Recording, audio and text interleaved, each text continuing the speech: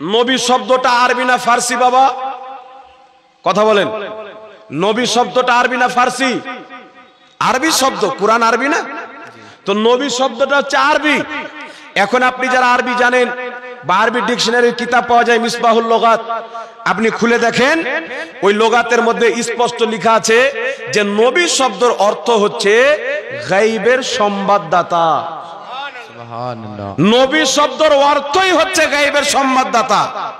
আল্লাহ পাক নিজের নবীগণকে এমন একটি টাইটেল দিয়েছেন, উপাধি দিয়েছেন, নাম দিয়েছেন, যেই নামের সামনে দলিলের প্রয়োজন পড়ে না, বিনা দলিলে প্রমাণ হয়ে যায় আল্লাহর জানাতে প্রত্যেক নবী গায়েব জানে। জোরে বলুন সুবহানাল্লাহ।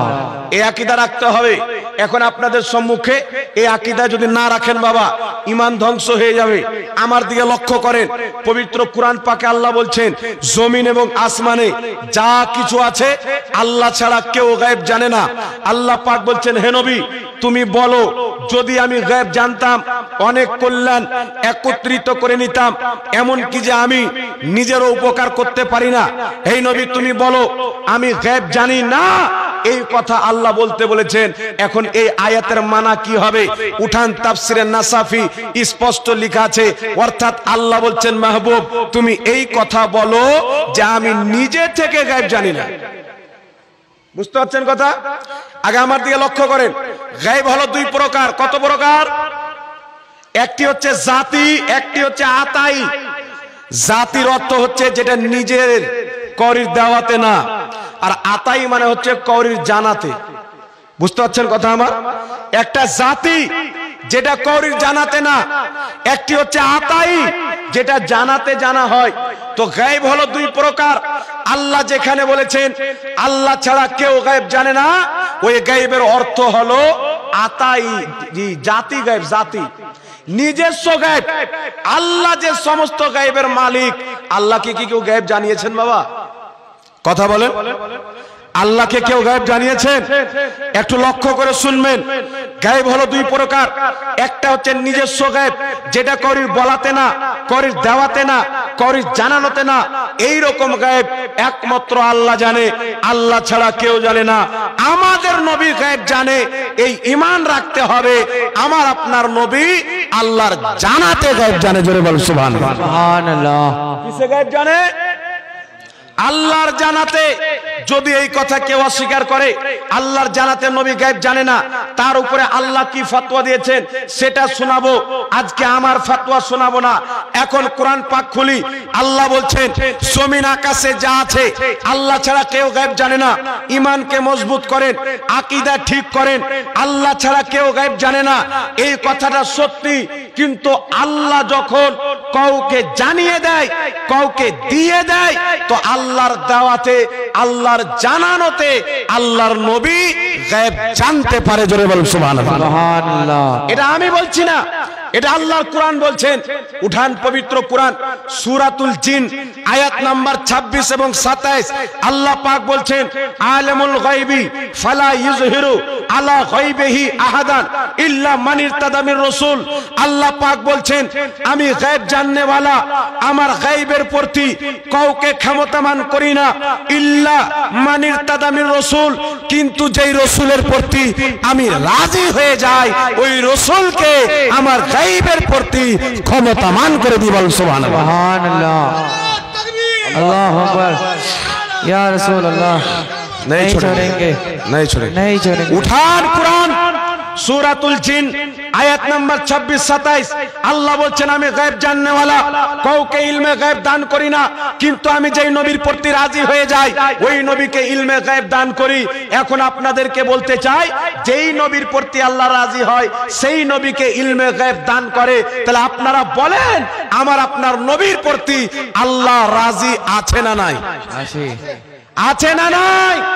আরে আছে কিনা পরের কথা, बरेली सरताज इमाम अहले सुन्नत बोलছেন खुदा की रजा चाहते हैं दो आलम खुदा चाहता है रजाए मोहम्मद পৃথিবীর মানুষ চাই আল্লাহকে রাজি করব নবীগণ চাচ্ছেন আল্লাহ রাজি হয়ে যাও আউলিয়া চাচ্ছেন আল্লাহ রাজি হয়ে যাও সাহাবা চাচ্ছেন আল্লাহ রাজি হয়ে যাক কিন্তু আল্লাহ চাচ্ছেন আমার নবী মুস্তাফা রাজি হয়ে যাক সুবহানাল্লাহ যার কারণে দয়ার নবী মায়ার নবী মসজিদে আকসার দিকে কিবলায়ে আউয়ালের দিকে তাকিয়ে নামাজ পড়ছেন চেহারা করে আকাশের দিকে তাকাচ্ছেন জমিনের দিকে চেহারা করছেন আকাশের দিকে তাকাচ্ছেন জমিনের দিকে চেহারা করছেন আল্লাহ পাক জিবরিলকে বলছেন জিবরিল যাও আমার নবীর বারবার আকাশের দিকে তাকানো আমি আল্লাহ জানি আমার নবী চাচ্ছে কিবলা পরিবর্তন করে যেন কাবাকে কিবলা করা হয় আল্লাহ জিবরিলকে আয়াত দিয়ে পাঠাচ্ছেন কাদ নারা তাকাল্লুবা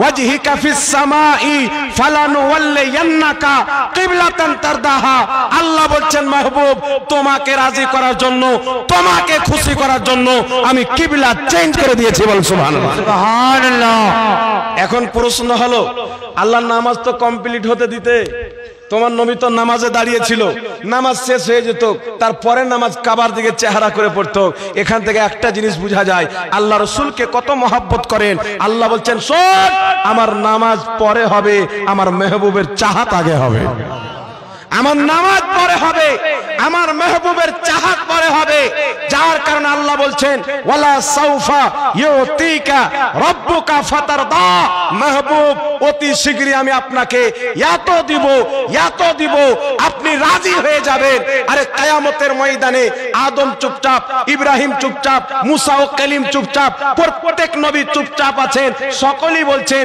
ইজহাবু ইলা গায়রি অন্যর কাছে যাও কিন্তু দয়ার নবী মায়ার নবী বলছেন আনা লাহা আমার নিকটে এসো মুস্তাফা সাজদায় পড়েছেন মহান রব্বুল আলামিন চেয়ে আছেন বলছেন মেহবুব তুমি মাথা তুলো আজকে তুমি জাতি রাজি আমি আল্লাহ তাতি রাজি সুবহানাল্লাহ তুমি জাতি রাজি আমি তাতি রাজি তো আল্লাহ তো নবীকে রাজি করতে চায় নবী পাক বলছেন ইবনে মাজাহ শরীফের হাদিস সহিহ হাদিস রাসূল পাক বলছেন শাফাআতি লাহলিল কাবাইর মিন উম্মতি রাসূল পাক বলছেন আমার শাফাত হচ্ছে কিয়ামতের ময়দানে বড় বড় পাপীদের জন্য নবী আমার সাজদায় পড়ে আছেন আল্লাহ বলছেন মাহবুব মাথা তুলো নবী মাথা তুলছেন না মাহবুব মাথা তুলো নবী মাথা তুলছেন না আল্লাহ বলছেন মাহবুব মাথা তুলো তুমি যা চাইবে আমি আল্লাহ তোমাকে তাই দেব শাফাতের চাবি তোমাকে দিয়ে দিলাম তোমার যাকে ইচ্ছা করে জান্নাতে নিয়ে চলে যাও যাকে ইচ্ছা করে ছেড়ে চলে যাও জোরে হবে না সুবহানাল্লাহ সুবহানাল্লাহ আল্লাহ কি বলছেন ইল্লা মানির তাদামির রাসূল যেই রাসূলের প্রতি আমি রাজি হয়ে যাই তাকে ইলমে গায়ব দান করি আরে আমার নবীর প্রতি আল্লাহ রাজি আছে কি নাই আল্লাহ তো নবীর রাজা চাচ্ছেন নবীকে রাজি করতে চাচ্ছেন নবীকে খুশি করতে চাচ্ছেন বুঝা গেল পবিত্র কুরআন সূরাতুল জিন 26 এবং 27 নম্বর আয়াতে আল্লাহ বলছেন আমি যাকে তাকে গায়বের ইলম দিই না যেই নবীর প্রতি রাজি হই তাকে ইলমে গায়ব দিই মুহাম্মাদের প্রতি আল্লাহ রাজি ছিল আল্লাহ রাজি আছে কিয়ামতে রাজি থাকবে তাই কিয়ামত পর্যন্ত আকীদা রাখতে হবে আল্লাহর দাওয়াতে নবী ইলমে গায়ব জানে বল সুবহানাল্লাহ এই আকীদা রাখতে হবে তবে আপনার ঈমান থাকবে আর দাজ্জাল কানার মতন কুরআন পাকের একটা আয়াত নিয়ে বসে আছে জমিন আসমানে যা আছে আল্লাহ ছাড়া কেউ গায়ব জানে না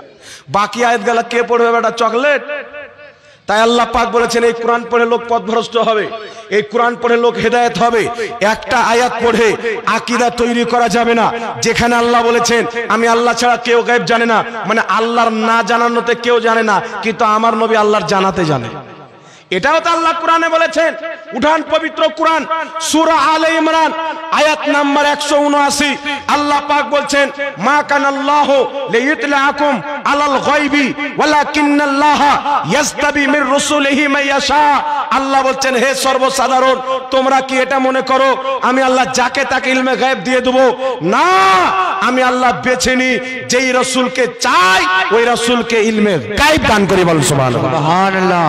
তাহলে আল্লাহ বলছেন আমি নবীকে ইলমে গায়েব দান করি, তাহলে আমাদের নবীকে আল্লাহ ইলমে গায়েব দান করেছেন, এই আকীদা রাখতে হবে। আর আমার নবী বলেছেন যে আর আকীদা আমার মতন হবে, আমার সাহাবার মতন হবে, তারা হবে জান্নাতি। এখন দেখব সাহাবার কি আকীদা ছিল। উঠান মাওয়াহিবুল্লাহ দুনিয়া, ইমাম কাস্তালানি শারহে বুখারী রাহমাতুল্লাহ আলাইহি লিখতেছেন প্রত্যেক সাহাবার আকীদা ছিল, প্রত্যেক সাহাবার বিশ্বাস ছিল আল্লাহ পাক নিজের নবীকে ইলমে গায়েব দান করেছেন। বল সুবহানাল্লাহ। জাযিমুনা আসহাবহু বিইত্তিলায়ে আলাল গায়ব। আল্লাহ তাবারাক ওয়া তাআলার সাহাবা হুকুম লাগাতেন, ফতোয়া দিতেন যে আল্লাহর নবী ইলমে গায়েব জানে। জোরে বল সুবহানাল্লাহ। তাহলে কার আকীদা সাহাবার মতন পাওয়া যায়? যে বলছে নবী গায়েব জানে না তার আকীদা, না যে বলছে নবী গায়েব জানে তার আকীদা? বাবা কার আকীদা সাহাবার মতন হয়? এটা তো কোরআন থেকে বললাম। এইবার চলে আসেন, সাহাবা ফতোয়া দিতেন নবী ইলমে গায়েব জানেন, সাহাবার মধ্যে মাশহুর ছিল নবী ইলমে গায়েব জানেন। এইবার আপনাদের সম্মুখে পবিত্র কোরআন, আল্লাহ পাক বলছেন এই পবিত্র কোরআন পাকের মধ্যে আল্লাহ কি বলছেন? ওয়া আল্লামাকা মা লাম তাকুন তাআলাম ওয়া কানা ফাদলুল্লাহি আলাইকা আযীমা। আল্লাহ বলছেন মাহবুব তোমার প্রতি আল্লাহ পাকের ফজলে আজিম হলো, মহান অনুগ্রহ হলো, তুমি যা জানতেন না আমি আল্লাহ তোমাকে তা সব শিখিয়ে দিয়েছি। সুবহানাল্লাহ। জোরে হবে না সুবহানাল্লাহ? সুবহানাল্লাহ। তুমি যা জানতে না সব শিখিয়েছি, পূর্বের জ্ঞান তোমাকে দিয়েছি, ভবিষ্যতের জ্ঞান তোমাকে দিয়েছি। তার কারণে নবী মুস্তাফা কিয়ামত পর্যন্ত কি হবে সমস্ত জিনিস হাদিসের মধ্যে বয়ান করে দিয়েছেন। বল সুবহানাল্লাহ। এইবার চলে আসেন এই পবিত্র কোরআন, আল্লাহ পাক কোরআন পাকে বলছেন মিল্লাদুন্না ইলমা। আল্লাহ বলছেন আমি খিজির আলাইহিস সালামকে ইলমে লাদুন্নি দান করেছি। আল্লাহ বলছেন আমি খিজিরকে ইলমে লাদুন্নি দান করেছি। এই ইলমে লাদুন্নি কি? মিল্লাদুন্না ইলমা। ইলমে লাদুন্নিটা কি? উঠান জগৎ বিখ্যাত তাফসিরের কিতাব, যেই কিতাবকে সবাই মানে, যেই কিতাব দেওবন্দি ভাইদের মাদ্রাসায় পড়ানো হয়, আহলে সুন্নাত ভাইদের মাদ্রাসায় পড়ানো হয়, আহলে হাদিস ভাইদের মাদ্রাসায় পড়ানো হয়, যেই কিতাবটির নাম হচ্ছে তাফসিরে বাইদাবি।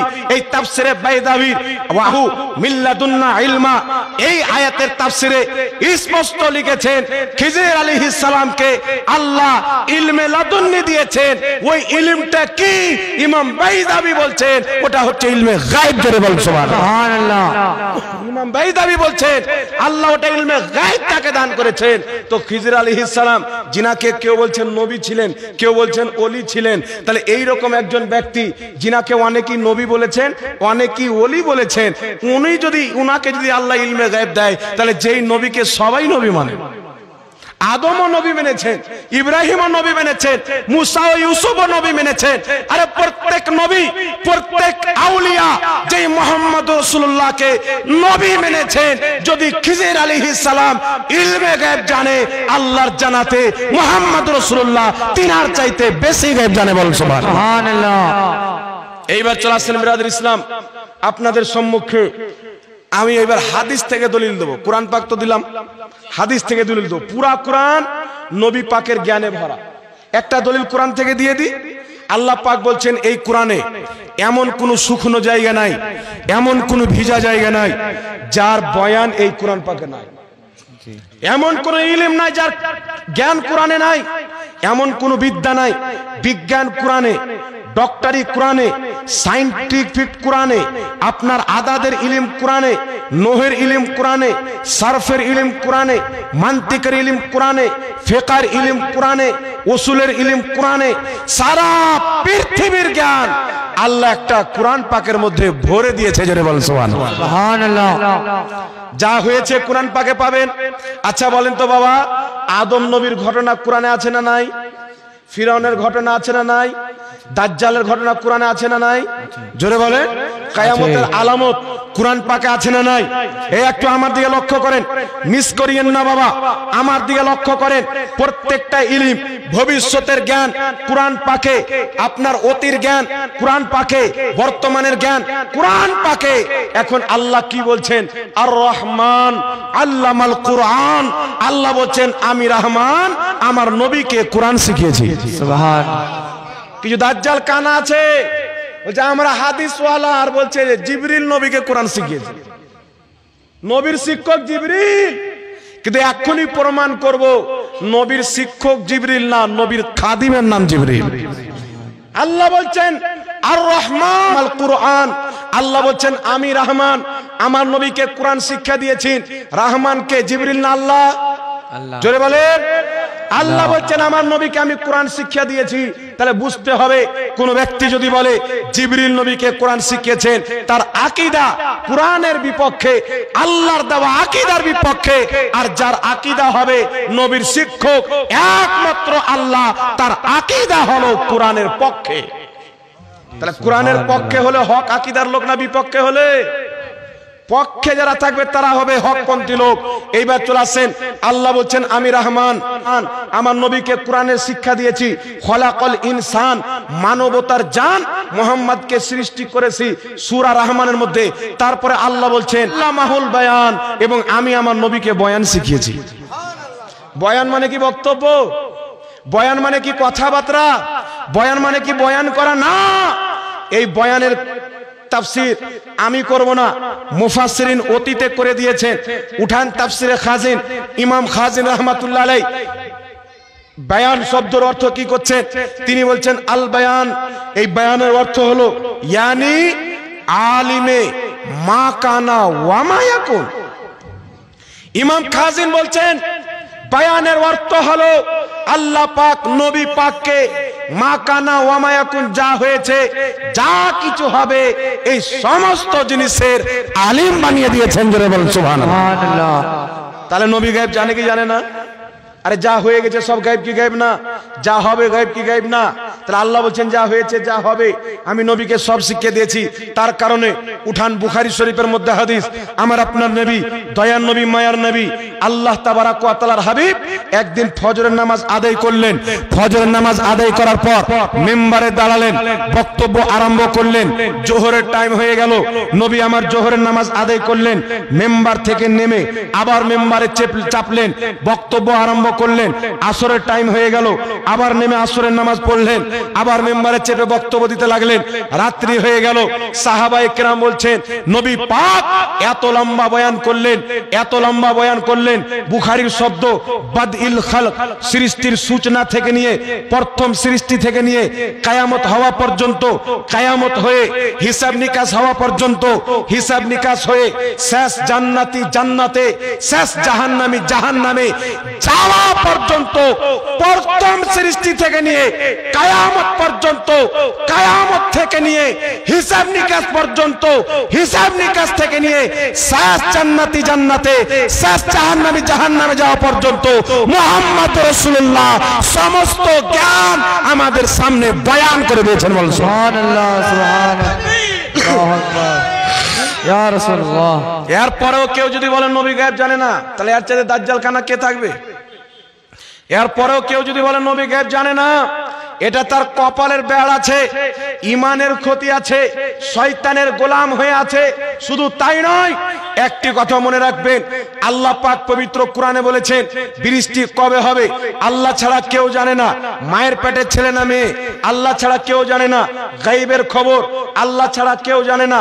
কিয়ামত কবে হবে আল্লাহ ছাড়া কেউ জানে না।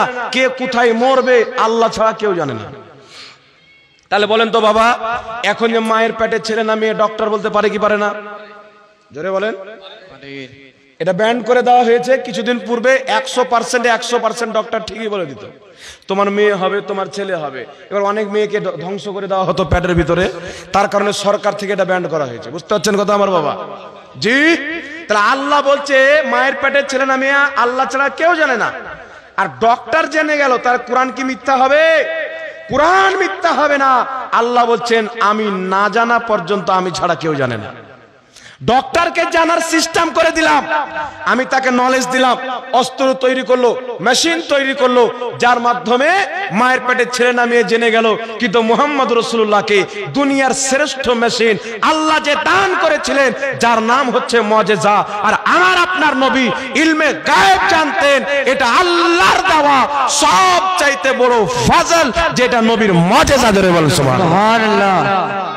এইবার চলে আসছেন বিরাদর ইসলাম, আমার নবী জানতেন কি জানতেন না মায়ের পেটে ছেলে আছে না মেয়ে? জোরে বলেন। আমার নবী জানতেন কি জানতেন না? এটা তো নবী পাক তো দূরে থাক, নবীর প্যারা আওলাদ আব্দুল কাদের জিলানী বলে দিতেন। তো নবী পাক তো দূরে থাক, ডক্টর তো বলে দেয়। তো ডক্টরের কি হাইসিয়াত? আরে ডক্টর আপনাকে অসুখ হয়েছে, ওষুধ দিবে, গ্যারান্টি দিবে না যে ভালো হয়ে যাবে কি হবে না। কিন্তু মুহাম্মদ রাসূলুল্লাহ না মেডিসিন লেগেছে না ওষুধ লেগেছে। একজন ব্যক্তি মায়ের পেট থেকে জন্ম নিল, দুই চোখে দেখতে পায় না, ডক্টরের কাছে নিয়ে যান, কোনো ডক্টর ক্ষমতা নাই ওর চোখকে ঠিক করে দিবে না। কি বলেন? মায়ের পেট থেকে কানা, ডক্টর ঠিক করতে পারে না। উঠান ইবনে মাজাহ শরীফ, নবী পাকের দরবারে অন্ধ সাহাবী এসে বলছেন, ইয়া রাসূলুল্লাহ আমি দেখতে চাই, আপনি আমার চোখ ফেরার দোয়া করেন। নবী মুস্তাফা সাল্লাল্লাহু আলাইহি সাল্লাম কি করেছিলেন? অন্ধ সাহাবীর চোখে নিজের থুথু মুবারক লাগিয়ে দিয়েছিলেন, তার চোখের জ্যোতি ফিরেছিল। বলেন সুবহানাল্লাহ। তাহলে ওই নবীর চাইতে বড় ডক্টর কেউ আছে? বড় বিজ্ঞান কেউ আছে? না, আর হতে পারে না। তাহলে ডক্টর যদি বলতে পারে মায়ের পেটে কি আছে, ওয়াহাবি ভাই তুমি তো মেনে নিলে ডক্টর বলতে পারে, কিন্তু আমরা যখন মানি নবী বলতে পারে, তো আমরা মুশরিক হয়ে যাই। আর তুমি ডক্টরের মানাটা বিশ্বাস করলে তুমি পাক্কা মুসলমান কি করে হয়ে গেলে? জি, আমরা নবীর ব্যাপারে মানলে মুশরিক, আর তুমি ডক্টরের ব্যাপারে মানলে পাক্কা মুসলমান।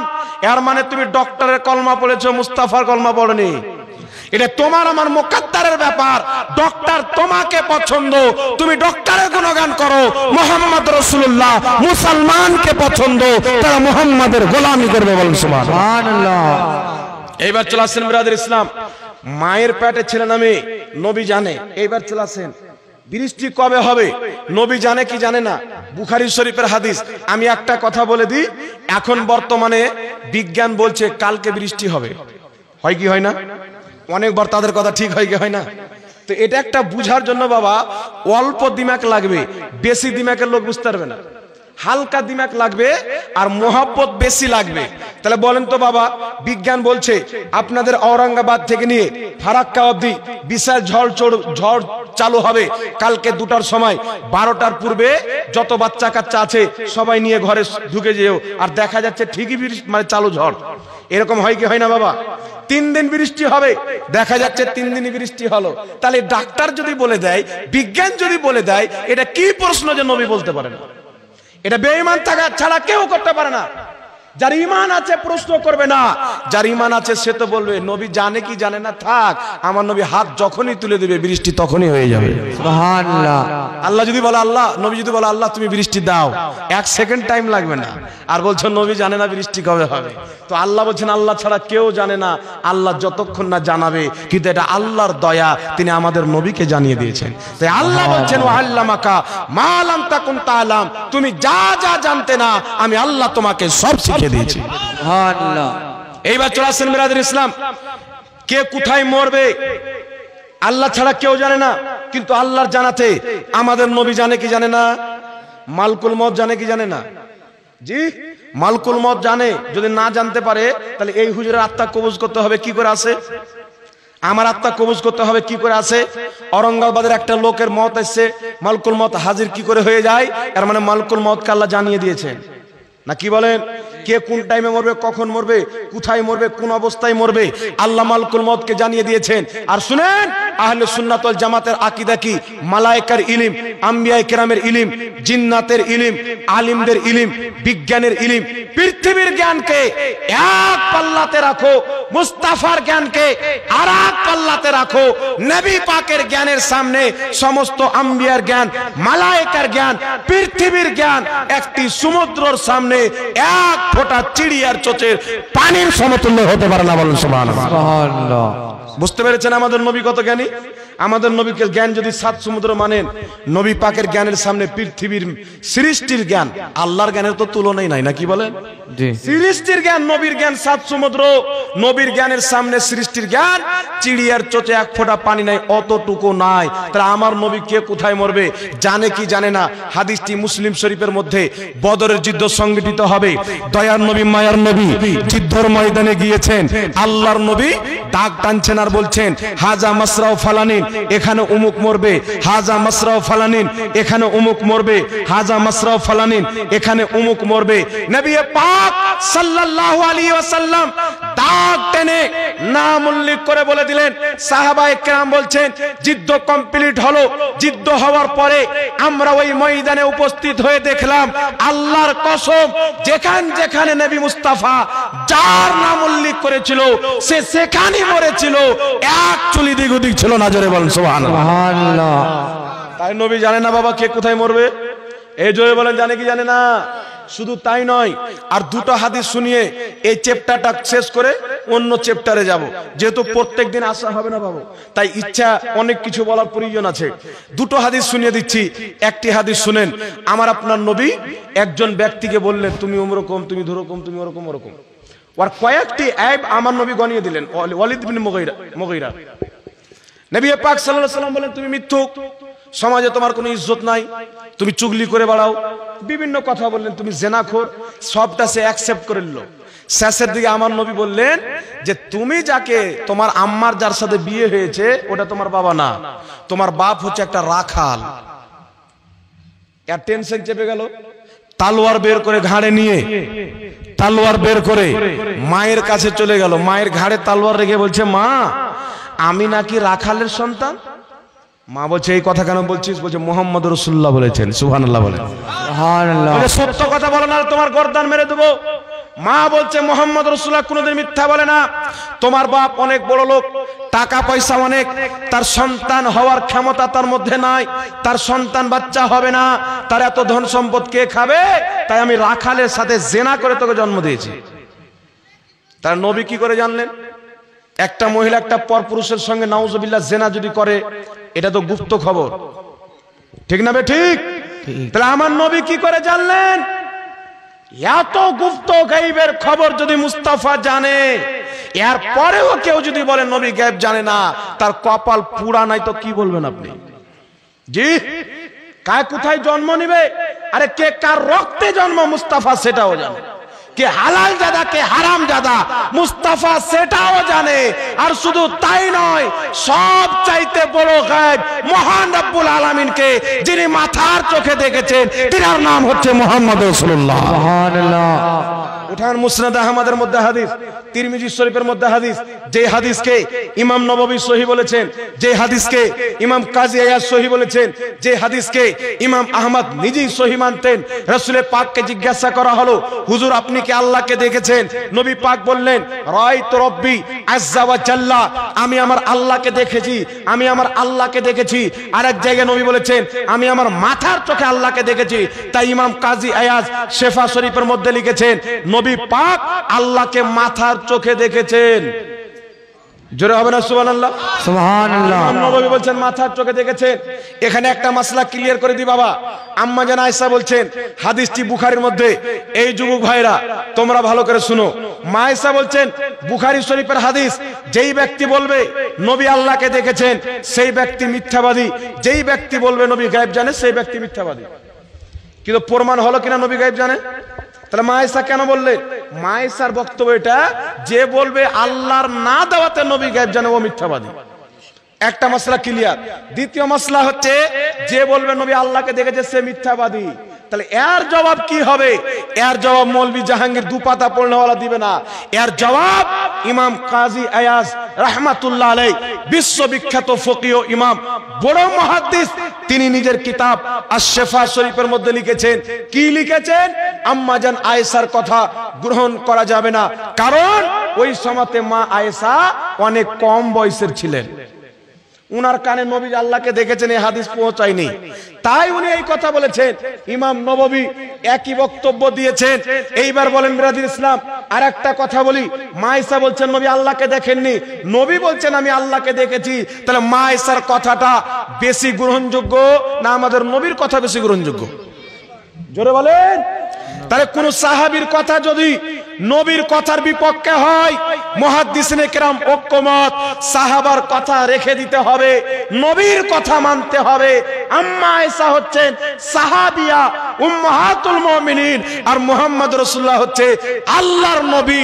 আল্লাহর ওহী নবীর উপরে আসতে, মা ঈসার উপরে নাই।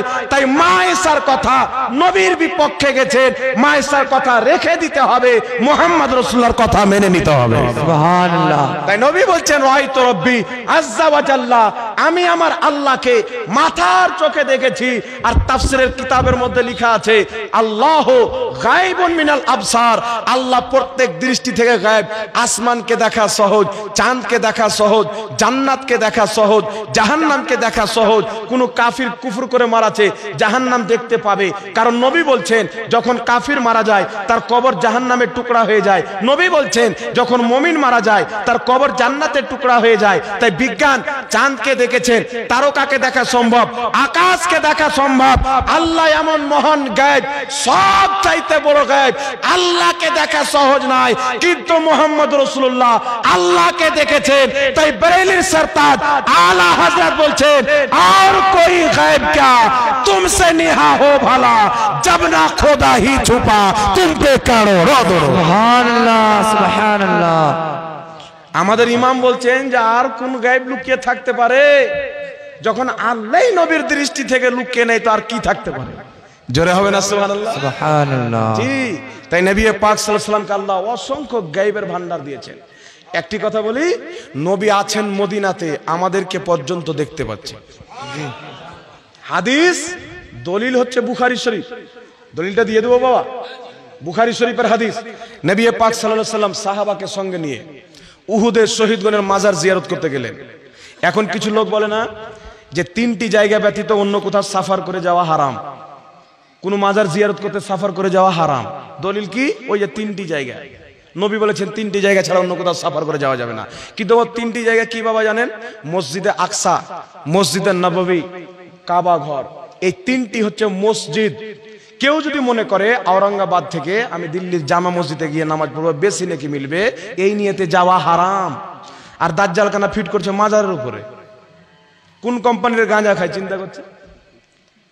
নবী মসজিদের কথা বলেছেন, ফিট করছে মাজারের উপরে। কিন্তু আমার আপনার নবী প্রত্যেক বছর সাফার করে উহুদের শহীদগণের মাজার জিয়ারত করতে যেতেন। তাহলে নবী নিজেই বুঝতেন না, ইনারা বুঝে গেছেন। আল্লাহ হেদায়েত দান করে বলেন সুবহানাল্লাহ সুবহানাল্লাহ। বুখারীর মধ্যে হাদিস, নবী আমার উহুদের শহীদগণের মাজার জিয়ারত করতে গেলেন, সাথে সাহাবা আছেন। আল্লাহর নবী দোয়া করলেন, দোয়া করার পর দয়ার নবী মায়ার নবী মেম্বারে চাপলেন একটি উঁচু জায়গায়। নবী আমার বক্তব্য দিচ্ছেন, ইন্নী ফারাতুন লাকুম, আমি চলে যাব, বিদায় নেব। তারপরে নবী বলছেন, ইন্নী ওয়াল্লাহি লা আনজুরু ইলা হাউজিল আন, আমার নবী বলছেন ইন্নী নিশ্চয়, ওয়াল্লাহি আল্লাহর কসম, লা আনজুরু ইলা হাউজিল আন, আমি নবী মুস্তাফা এখন বর্তমানে আরবের জমিনে দাঁড়িয়ে সাত আকাশের উপরে জান্নাত, জান্নাতের হাউজে কাউসার, যেই হাউজে কাউসার আল্লাহ আমাকে দিয়েছেন, ইন্না আতাইনা কাল কাউসার, নিশ্চয় হাবিব আমি আল্লাহ তোমাকে কাউসার দান করলাম। নবী বলছেন আমি জমিনে দাঁড়িয়ে নিশ্চয় আল্লাহর কসম সাত আকাশকে ছিদ্র করে জান্নাতের হাউজে কাউসার দেখতে পাচ্ছি। সুবহানাল্লাহ। জান্নাতে, হাদিসটি বুখারীর করে বাপ পর্যন্ত জাল বানাতে পারবে না। বুখারীর হাদিস, নবী বলছেন ইন্নী ওয়াল্লাহি লা আনজুরু ইলা হাউজিল আন, আমি বিদায় নিয়ে নেব, কিন্তু নিশ্চয় আল্লাহর কসম আমি জমিনে দাঁড়িয়ে হাউজে কাউসারকে দেখতে পাচ্ছি সাত আকাশের উপরে। নবী এটা বলে কি বুঝালেন? নবী বলছেন আমি ইন্তিকাল করব, এটা মনে করিও না, তোমাদেরকে দেখবো না, তোমাদের খবর রাখবো না। আমি এই জমিনে দাঁড়িয়ে যদি সাত আকাশের উপরে হাউজে কাউসারকে দেখতে পাই, আমি নবী মুস্তাফা 2 মণ মাটির তলা থেকে কায়নাতকে দেখতে পাবো। বলে বল সুবহানাল্লাহ। বলেন তো বাবা, আসমান কতটুকু মোটা? নবীর উপরে এতটি মাটি চাপা আছে কবরে, না কি বলেন? কিন্তু নবী জমিন থেকে 7 আকাশ ছিদ্র করে দেখছেন। আকাশ কত মোটা বাবা? জি 500 বছর ওর সাইডই পার করতে হবে, ওর মোটার যে 500 বছর পার করতে হবে। এত মোটা ছিদ্র করে নবীর চোখ যদি আরশে আজমের পর্যন্ত নবীর চোখ চলে যায়, জান্নাতের হাউজে কাউসার পর্যন্ত, মদিনাতে শুয়ে শুয়ে বাঙ্গাল আসতে পারে না। কে বলে মরে গেছে তো কি করে আসবে? বেটা মরা মানুষের শক্তি বেড়ে যায়। একটা লোককে যদি আপনি পেট্রোল ঢেলে আগুন জ্বালিয়ে দেন আর ছেড়ে দেন 2 ঘন্টা অবধি জ্বলুক, দম থাকবে। কিন্তু একটা মরা মানুষ জাহান্নামে কোটি কোটি বছর জ্বলবে, রাততেই বের হবে না। তাহলে শক্তি জিন্দা মানুষের বেশি না মরা মানুষের বেশি? জি মানুষ যখন মরে গেল ফেরেশতাকেও দেখতে পাবে। মানুষ তো দেখতে পাবে, ফেরেশতাকেও দেখতে পাবে। জিন্দা মানুষ দেখতে পায় ফেরেশতাকে, তাহলে তার দৃষ্টি বাড়ে না কমে? মুসলিম শরীফের হাদিস, নবী পাক বলছেন ইন্নাল মাইয়াতা ইদা উদিআ ফি কবরিহি ইন্নাহু লা ইয়াসমাউ খাফকা নিআলিহিম ইদান সারাফু। নবী পাক বলছেন মৃত্যু ব্যক্তিকে দাফন করার পর জীবিত ব্যক্তিরা যখন চলতে আরম্ভ করে তাদের জুতো যে ফাটফাট আওয়াজ করে সে নিজের কানে শুনতে পায়। মানে টাটকা সহিহ হাদিস, মুসলিম শরীফের সহিহ হাদিস। তাহলে বলেন তো বাবা, একটা জীবিত ব্যক্তিকে যদি কবরে গেড়ে দেন, সম্পূর্ণ মাটি চাপিয়ে দেন, ডিজে যদি বাজান ওর উপরে জানতে পারবে না, না কি বলেন? সামান্য আমরা কারে সাফার করি, কারের কাঁচ লাগিয়ে দিলে বাইরে কি হচ্ছে বুঝতে পারি না, চিল্লাই তো বাইরের লোক শুনতে পাবে না, তাহলে কবরের মানুষ শুনতে পাবে? কিন্তু নবী বলছেন চাপ্পালের আওয়াজ পর্যন্ত শুনতে পায়। মুসলিম শরীফের হাদিস, বদরের যুদ্ধ হওয়ার পর কাফিরদের লাশকে, আবু জেহেল উতবা সাহেবের লাশকে যখন কূপে ফেলে দেওয়া হলো, নবী পাক তাদের সাথে কথা বলছেন। হযরত ওমর বলছেন ইয়া রাসূলুল্লাহ মুর্দা কি শুনতে পায়? নবী বলছেন ওমর তোমার চাইতে বেশি শুনতে পায়। মুসলিমের হাদিস, নবী বলছেন জিন্দার চাইতে মুর্দা বেশি শুনতে পায়। একটু জোরে হবে না সুবহানাল্লাহ? সুবহানাল্লাহ। তাহলে নবী পাক কি মরে শেষ হয়ে গেছেন? একটি হাদিস বলে দি শুনেন, দয়ার নবী মায়ার নবী সাল্লাল্লাহু আলাইহি ওয়াসাল্লাম বলছেন, হাদিসটি মাজমাউজ জাওয়াইদের মধ্যে ইমাম হাইসামি বলছেন হাদা হাদিসুন সহিহুন, এই হাদিসটি হচ্ছে সহিহ। নবী পাক বলছেন আমার বেঁচে থাকা